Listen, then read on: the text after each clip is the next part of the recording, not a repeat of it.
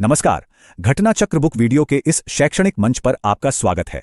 हमारा उद्देश्य है ज्ञान को सरल, स्पष्ट और सुलभ रूप में आप तक पहुंचाना। आइए आरंभ करते हैं अध्ययन और सफलता की इस यात्रा को। नमस्कार। मुगलों की कहानी ना सिर्फ जीत और शानो शौकत की नहीं है। ये हार, निर्वासन और फिर एक ऐसी वापसी की कहानी है जिस पर यकीन करना मुश्किल हो जाता है। आज हम उसी नाट के सफर पर नजर डालेंगे जिसने इस राजवंश के भाग्य को हमेशा के लिए बदल कर रख दिया। चलिए शुरू करते हैं। जरा सोचिए, एक बहुत बड़े साम्राज्य पर हुकूमत हो और फिर अचानक एक झटके में सब कुछ हाथ से निकल जाए। हमारी कहानी की शुरुआत इसी संकट से होती है। एक ऐसा वक्त जब मुगल वंश का वजूद ही दांव पर लग गया था।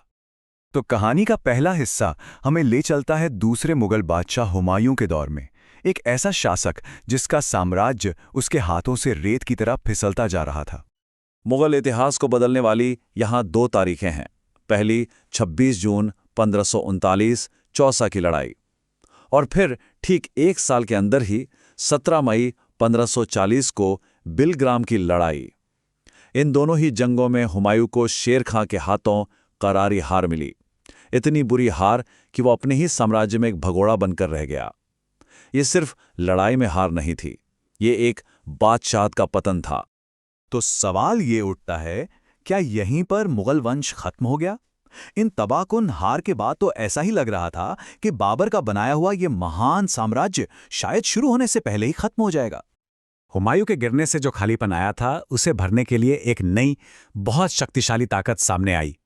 चलिए देखते हैं कि वो कौन था जिसने मुगलों को इतनी बड़ी चुनौती दी।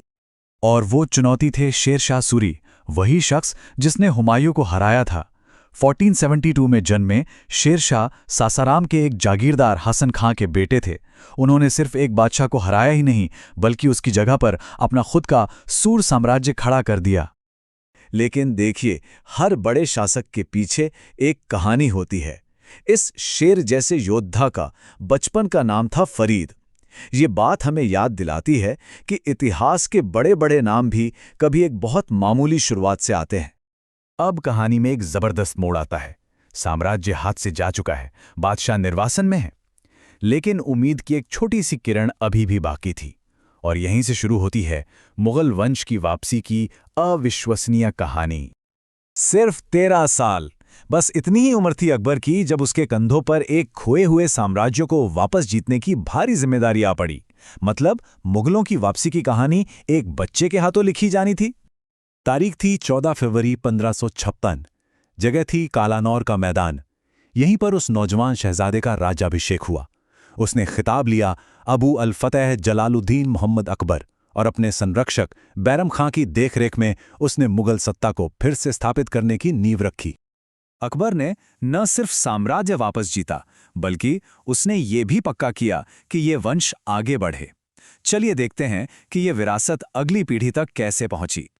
अकबर के बाद गद्दी पर आया उसका बेटा जहांगीर।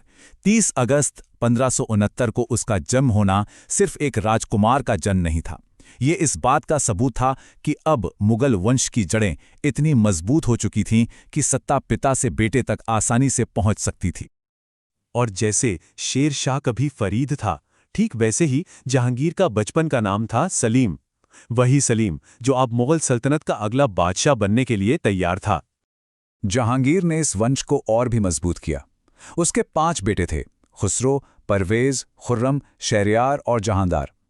मतलब अब सिंहासन के लिए दावेदारों की कोई कमी नहीं थी। ये राजवंश अब सही मायनों में फल फूल रहा था। उन 5 बेटों में से एक अगला महान मुगल सम्राट बना शाहजहां। जनवरी 1592 में जन्मा वो जहांगीर का बेटा था। अब देखिए, हुमायूं के अनिश्चितता भरे दिनों के मुकाबले पिता से पुत्र तक सत्ता का जाना एक मजबूत परंपरा बन चुका था। और यहां एक और दिलचस्प बात सामने आती है। शाहजहां का बचपन का नाम था खुर्रम। हां, जहांगीर के उन 5 बेटों में से एक, तो सलीम का बेटा खुर्रम अब शाहजहां के रूप में सिंहासन पर था। तो हमने क्या देखा? एक साम्राज्य जो तबाही की कगार पे खड़ा था, उसने ना सिर्फ जबरदस्त वापसी की, बल्कि एक ऐसी विरासत बनाई जो टूटी नहीं। अब सवाल यह है कि इस विरासत का असली मतलब क्या है? यह टाइमलाइन पूरी कहानी एक नज़र में बता देती है।